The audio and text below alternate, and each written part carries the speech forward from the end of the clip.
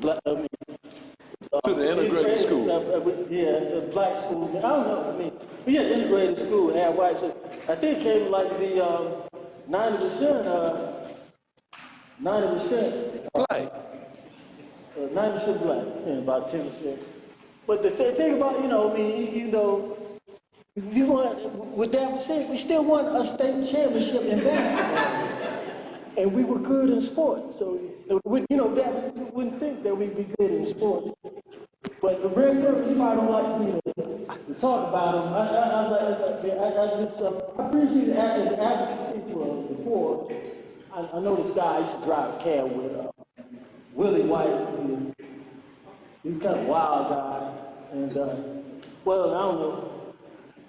But I heard, I don't know, somebody told me, I don't know, it was Willie White told me that Bray, he didn't have a job.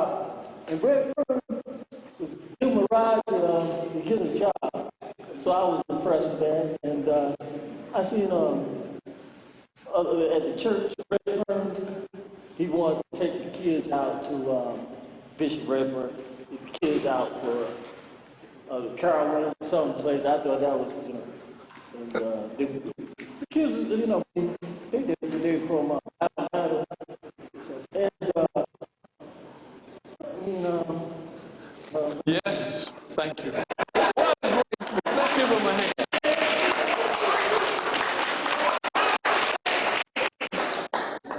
Anyone else? There's so many people. Come. I'm gonna hold you to 1 minute. Just sit here and then someone talk about Almond High and someone talk about Fairfield, and we got all the chorus in here. Yeah. Okay? Come on. So, in front of the camera. And green. Oh my God.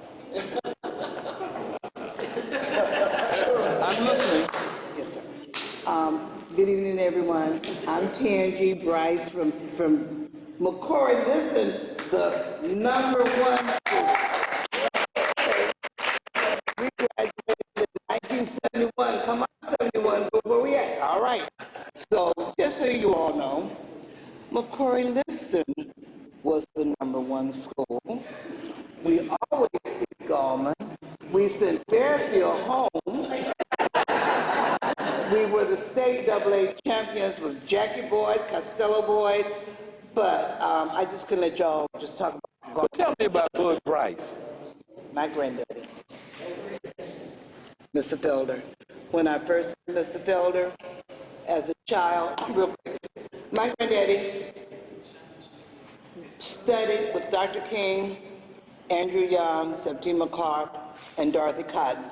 I was maybe 19 years old. During that time, Daddy and Professor Benjamin Jack and Mr. Belton out of Ridgeway would go into Selma, Montgomery, and Atlanta at night. And at that time, we had no phones. Mom and I would have to watch TV and watch what was going on down in Selma and Montgomery. Daddy was a freedom rider.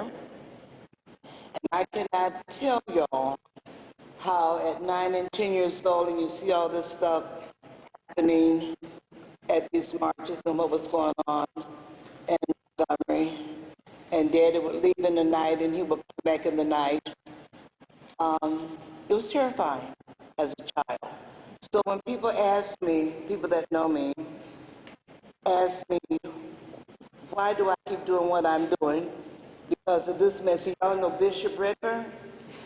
I know Redfern. Okay? Listen with my granddad, and we had to watch the news every night, and I saw this gentleman, I think I was in 9th or 10th grade, red hair. What's this guy? And at the time, the Confederate flag flew over our state house. The attorney for the NAACP, Attorney Perry, I could not drive, but after seeing Redfern Deuce, I wrote a letter about that flag on the Confederate. My granddaddy carried me to Mr. Perry's office, and then at 19 I applied for a job with the CIA in Washington, and they brought that letter up to me that I wrote when I was in 10th grade. But this gentleman here and my granddaddy and Mr. Felder has been an inspiration for someone like me that I'm labeled a rebel and all that stuff. But I'm so thankful.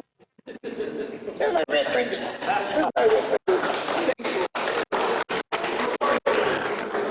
Now, some of you are using my name to extend your time. We're going to allow. Are you ready? Please come. To my right. Walk in front of you. Yes, sir. Look right into this camera. Look right into the camera. First, let me say good evening to all. Certainly it's good to be here. And certainly, all these firsts around here, I don't know what to say first. But anyway, you look at the person who won the first Jimbo essay contest, 1961. I won the second prize because the first prize had to go to somebody white. So they gave me the second prize. I became an essay writer. Wow. From there on. You also look at the person who, well, among the last persons, salute John Kennedy, leap in Andrew Lafo's face. First, and on, but yet, at the same time, is that over in Lexington County, I'm from Lexington County, used to be the roughest county in South Carolina. And you're talking about rednecks, y'all see that? Yes. They were in Lexington County. In 1948, we had our first confrontation with them. They came to our house, the three brothers, Ku Klux and Klan. And my aunt ran them away. It was neighborhood guys. She had the shotgun and she shot all those. And certainly, that's part of the movement.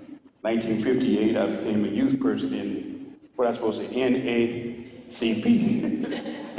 Here in Columbia, because they didn't have a chapter in Lexington, they were restricted. And if you join the NAACP in Columbia, and the Negroes in Lexington told the person that you were working with, you no longer had a job. That's right. My father made me do that. One quick story, I don't have 2 minutes. My dad was working with some folk. It was strange that they wouldn't let me go work for white folks when I was a kid because I didn't have the right attitude, my mother said. I don't know what that meant. But anyway, anytime I went to work with them, one of them would always go with me. They'd always take me there. I never shall forget one day, my dad loved baseball, And the white man said to him, said, Robert, it was noon on Saturday. He says, it had been playing a game in Piney Grove, old Piney Grove. He said to him, said, Robert, said, we got some hay to get in this afternoon, and I need you and Carson to be here and help me to get it in. Dad said, I told you, my dad is stammered when he talked. He said, I told y'all that when baseball season ends, I don't work on Saturday afternoon.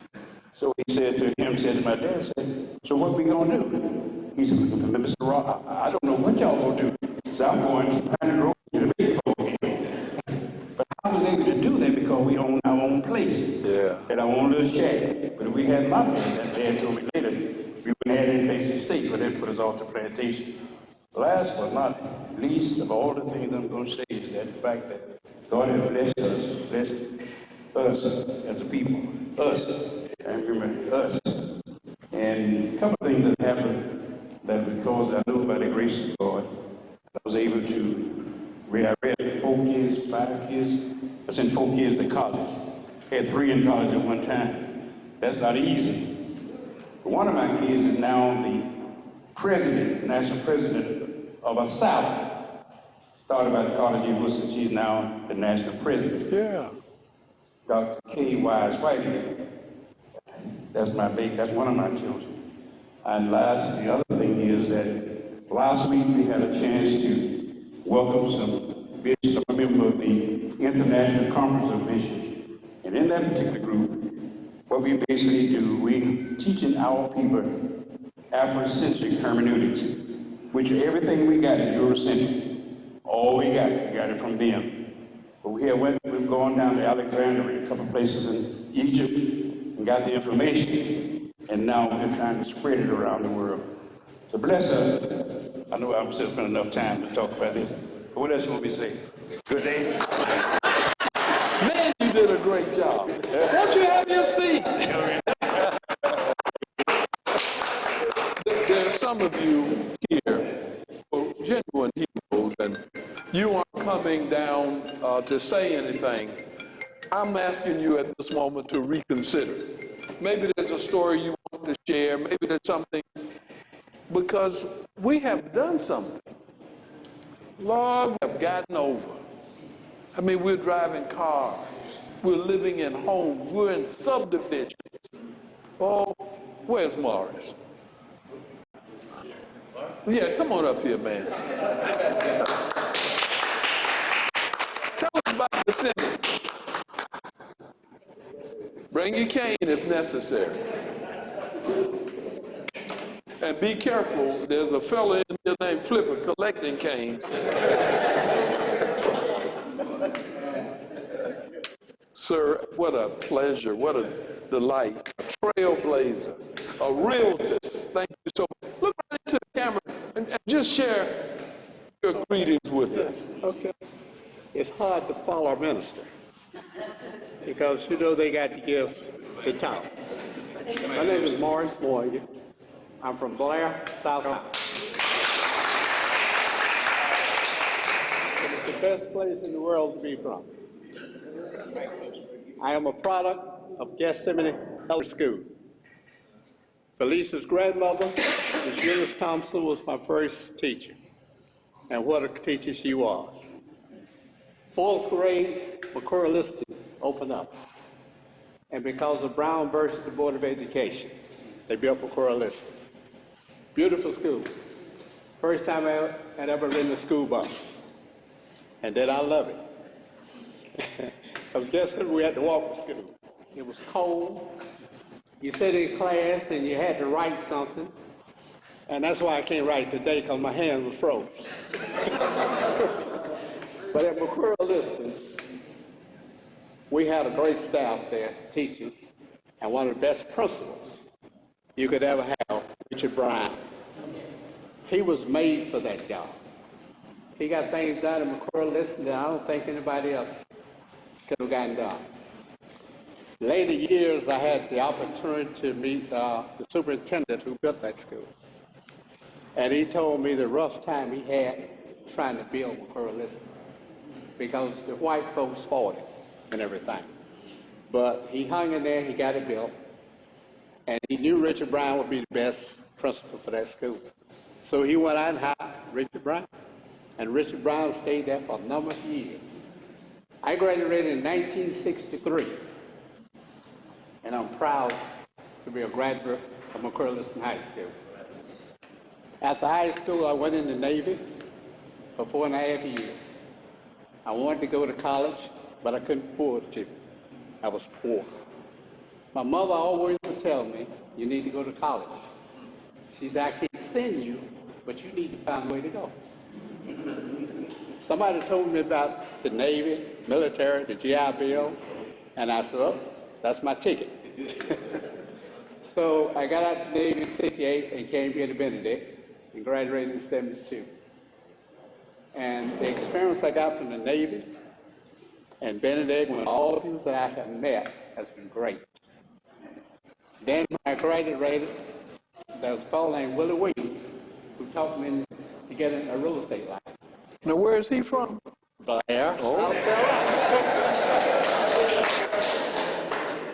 And doing my stay at Benedict, I worked with General Electric, which was then on somewhere in Irma. Yeah. Over in Irma, yeah. But after I got into real estate, a year later, I resigned from General Electric, and I've been in real estate ever since. I've met a lot of folks, I've helped a lot of folks, and I have really, really enjoyed it. And today I'm still in real estate. Everybody says, when are you going to retire? Sometimes you don't know how to retire. I've been working since I was 12 years old, you know. So when you're poor, and I've seen a lot of changes. Now, one of the things that happened when I came to Columbia, I was coming from work, 11 o'clock at night, And there was a fellow on the radio talking about the mayor and city council. And you know what a double dynamite juju hold. Somebody said red truck. Red truck. He was good doing his days. He was trying to get things out of the park and everything. Now, there's something about those schools I need to share with you. Some of you are concerned about water. From what I understand, all the schools in Fairfield County had running water. Some ran faster than others. Depends on who was carrying it. I talked to some of the students and they were saying, oh, we were so glad to get to Columbus. And we were amazed at the kind of bathrooms that they had. Somebody say amen. Is there someone else? We're bringing this to a close. We know that you have to go. Somebody asked me about Shirley Green. Well, you can call them, but I'm trying to find out where Shirley Green is here. Excuse me? Oh, she's not coming. But you want us to get the real representative. And now, ladies and gentlemen, Annie McDaniel.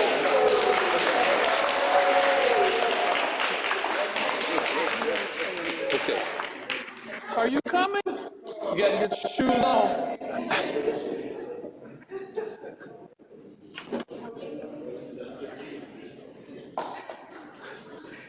A little exhausted, huh? Long day. We've been in session all day. I'm tired. That's all right. Come right in front of the camera.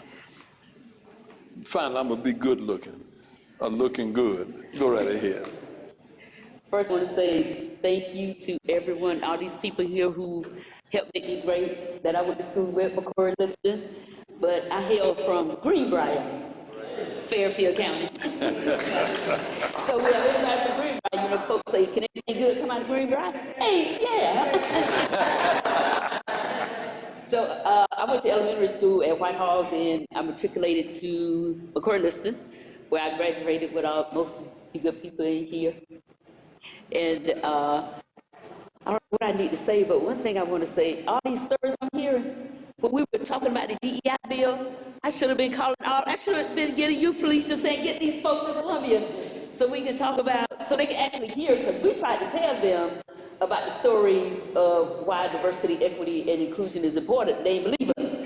So some of these stories would have been great. So I want to extend an invitation. We only have one more week in session, but when we come back, I need y'all to show up in that place. I need y'all to sit up in the gallery.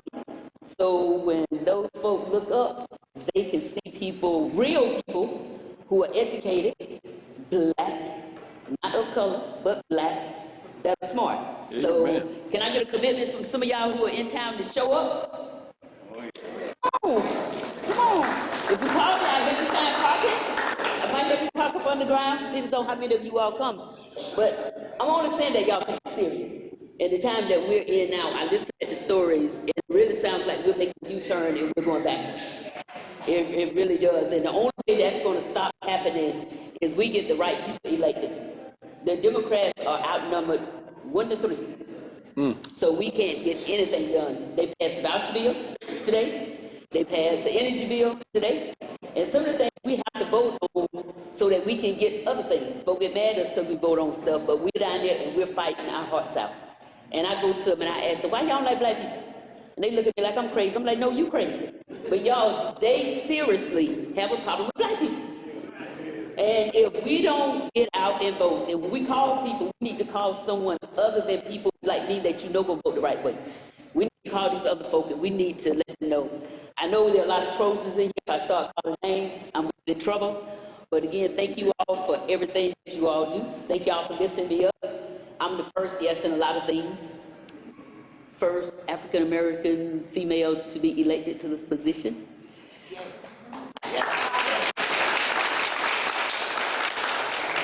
Only because y'all allowed me to, and I thank y'all for allowing me to be elected. I ain't gonna go first, but anyway, thank you, because he can take the mic in a minute. Thank you. Let's give her a hand. Right here.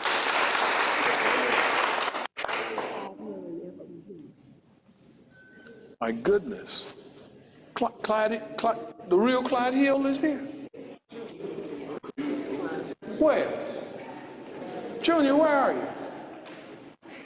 Man, come on up here. Legacy. Man, we're excited. I just need to know one thing. Do you have a Volkswagen parked outside? Not running, but I got it. Oh, man, my condolences. But we appreciate the legacy that he left, and we got a good man standing in to speak for him. How y'all doing? My name is Clyde Hill Jr. My father passed away about a little over 3 weeks ago. But he was on the school board in Newberry County for almost 30 years. And some people say that him and my mom raised all the kids in Newberry.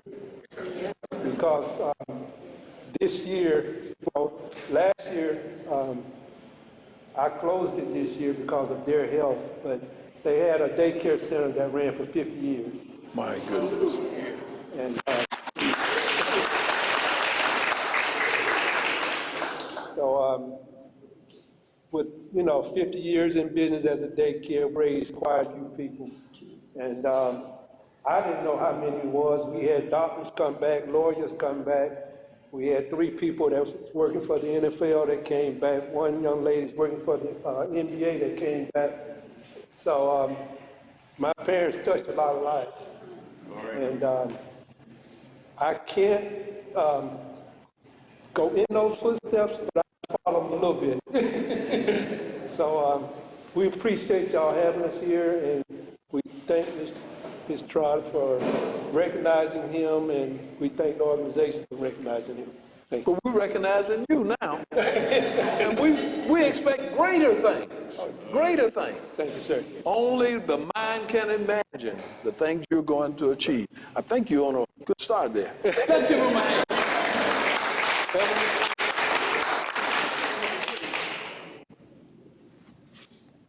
Mr. Henry, would you come and represent your mom? Oh, Jeanette, you're getting so excited.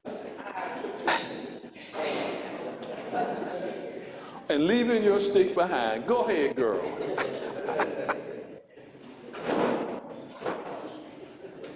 There's so many stories that need to be told. And we are just so thankful that you're here, Miss. Come here. All right, I know you all are about ready to go, so I'm not going to hold you long. But I would like to thank you all for recognizing my mother.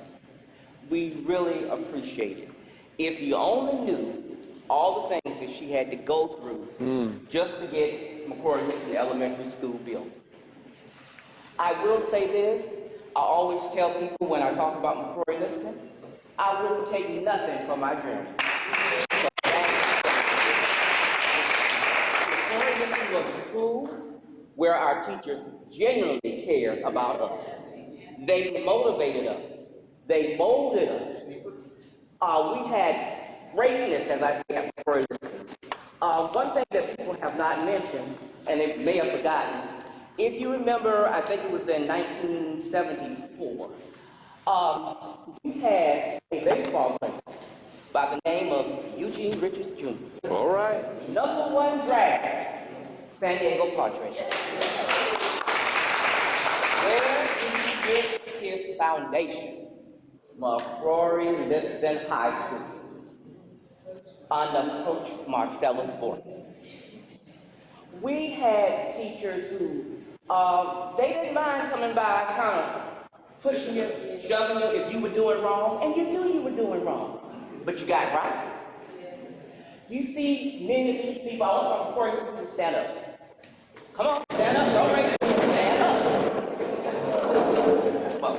You see these people, these are just some other people from McCrory Liston. They know what I'm talking about. They know how we were nurtured. They know how we were mentored. We might not have known what mentoring meant back then, but we know. That's why we have done some of the things that we have done. We are and always will be second to none. Now, my mother was the first female principal, African-American female principal in Fairfield County after Title IX. You don't know all of these things until you start kind of reading about them and remembering some things.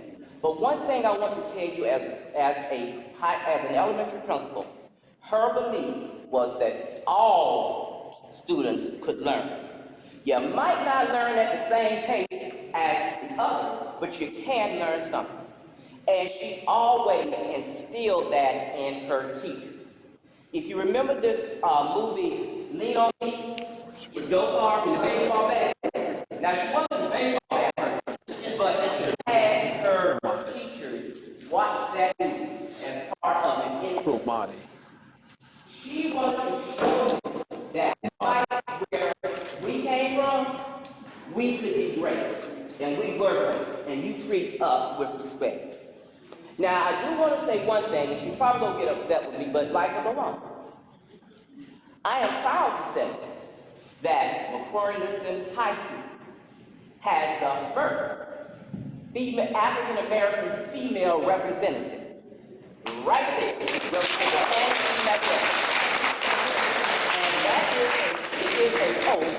She is a product of McCrory Liston.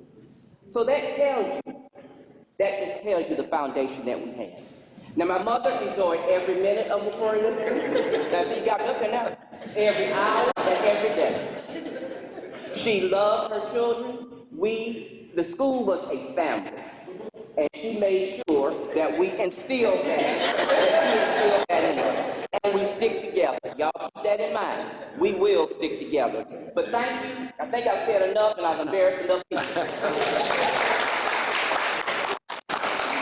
I know you were concerned about everyone getting home early. A footnote on Clyde Hill. Clyde was at Allen University, great athlete. Yes, he was. And he wanted football to restart at Allen. He went to Bishop Green and said, what can I do? Bishop said, I'll give you $1 million if you raise $1 million. And Clyde Hill raised that $1 million, and that's why there's football at Allen University again.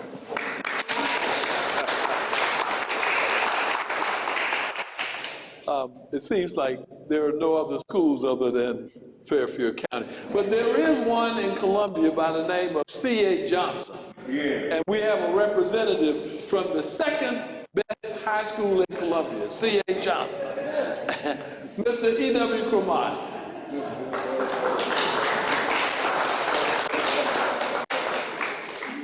Good afternoon, ladies and gentlemen. Bishop, I think my problem said that I thoroughly enjoyed hearing the history of Fairfield County and McCrory Liston, because when they were in existence, we too were in existence. And we enjoyed the fact we would always go down to McCrory Liston look at those beautiful ladies, but we also knew that we won't be back alive today. They might just go down there and try to take that up. But I went to St. Johnson High School. I graduated in 1963. Prior to that time, it was fully segregated like everything else. I can recall the white kids were riding us, they would play at us, talk about us, but we had to walk all the way from St. Johnson to home. But I think what a Bishop wants me to talk about is the struggle that we had to get black men and women on city council. We fought that battle for 10 years, trying to get it. They remember Father O'Neill.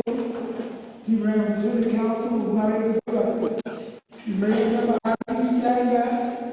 He ran the city council. And the bad part about it, all white men agree with all white men on city council live so close together that they can have a meeting in their job and have a forum. So we decided, the community decided, that they wanted to get African American elected. And I was part of that process. I was elected not by a vote of people, but by neighborhoods, to be in a position to try to come together with a means of putting blacks on the current city council. We declared on cards. There were 8 of us who came together. We were told not to say anything to anybody. And we were in the process of trying to put together a single member district configuration.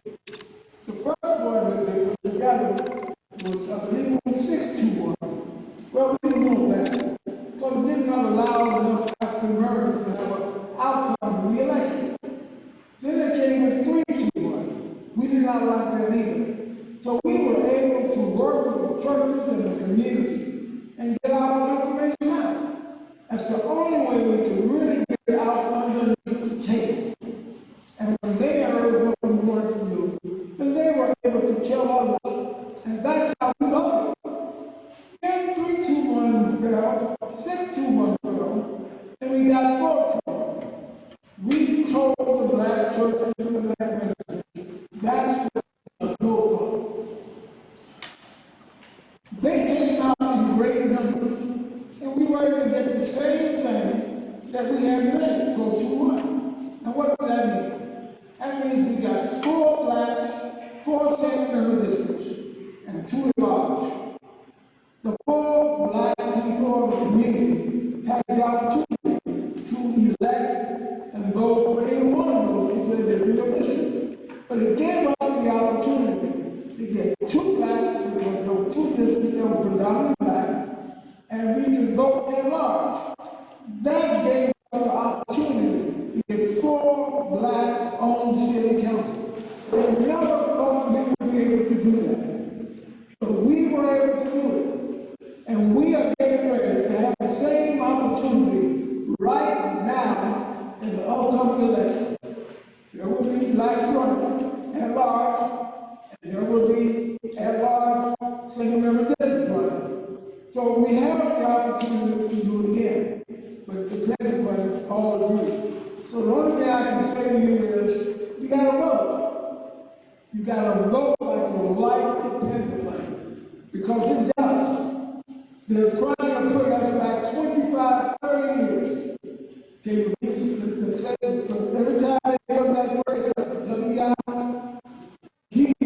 that's us. That's us. That's your code for black folks. And we got to make sure we understand. So after the I ran, I lost, I was able to run when they had the 4-1. We had a meeting at the townhouse motel. Remember the townhouse motel? All right. At that time, I was the executive director of the NACB. The white community told me and my constituents that if I would not run, they would make sure I get elected. Well,